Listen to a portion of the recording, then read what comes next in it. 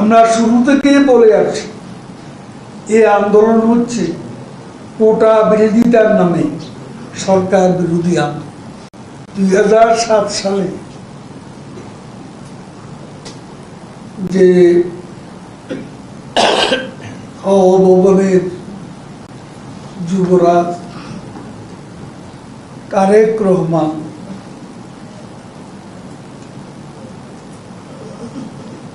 তিনি আর রাজনীতি করবেন না বলে মুসলেকা দিয়ে লন্ডনে পাড়ি দিয়েছিলেন। পরবর্তীতে হাজার হাজার কোটি টাকা পাচার করার অভিযোগে আপনারা জানেন তার বিরুদ্ধে যে মামলা হয় ট্যাক্সি পিস, সেখানে যুক্তরাষ্ট্র থেকে FBI এসেও সাক্ষ্য দিয়ে এবং সে মামলায় দণ্ডপ্রাপ্ত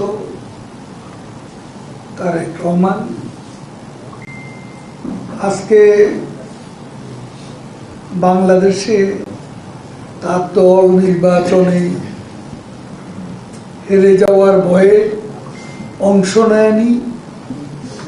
আন্দোলন করতে গিয়ে বারে বারে আন্দোলন ব্যর্থতা পর্যবসিত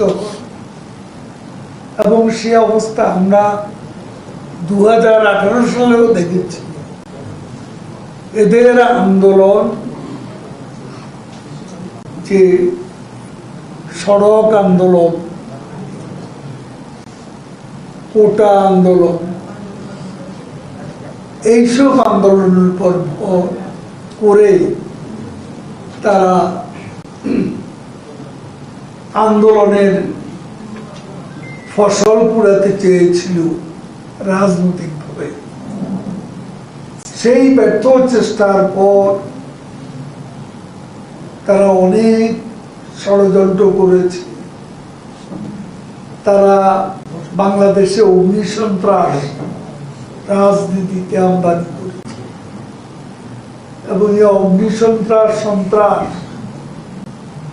কত মানুষ যে মারা গেছে, কত ড্রাইভার, পুলিশ, গাড়ির হেল্পার টার্গেট করে এবং নিরীহ যাত্রী, স্কুলের শিক্ষক তারা হত্যা করেছে, পুড়িয়ে মেরেছে এবং তাতে তারা সেই আন্দোলনে, সন্ত্রাসী আন্দোলনেও সারা ব্যর্থ হয়। জনগণের কাছে, জনগণের অবস্থানের কাছে তারা এই শক্ত অবস্থানের কাছে পরাস্ত হতে বাধ্য। আমরা এখনো বলছি যে আজকে যে কোটা সংস্কার আন্দোলন বাংলাদেশে চলছে, এই কোটা সংস্কার আন্দোলনেরও নেতৃত্ব নিয়েছেন সে লন্ডনের দণ্ডপ্রাপ্ত পলাতক আসামি তারেক রহমান। তার দল বিএনপি প্রকাশ্যে সমর্থন দিয়েছে। একটা অরাজনৈতিক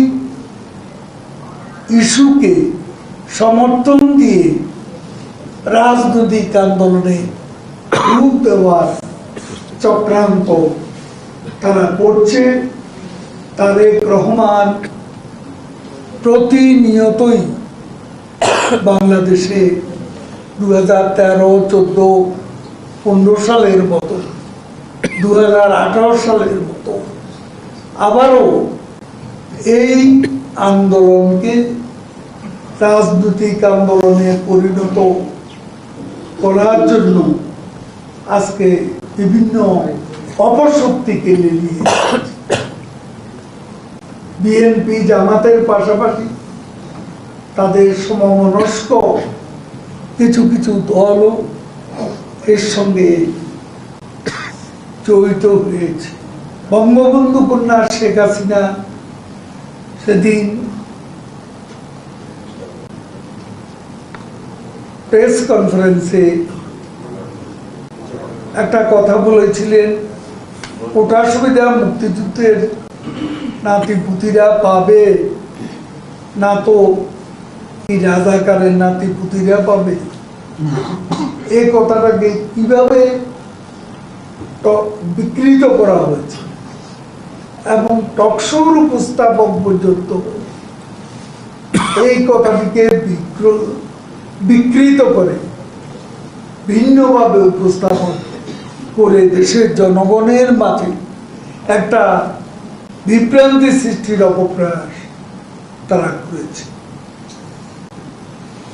আমাদের কাছে এখন যেটা প্রশ্ন, আন্দোলনকারীরা নিজেদেরকে মুক্তিযুদ্ধের পক্ষে বা দেশবাসীর পক্ষে না ভাবে রাজাকার ভাবল,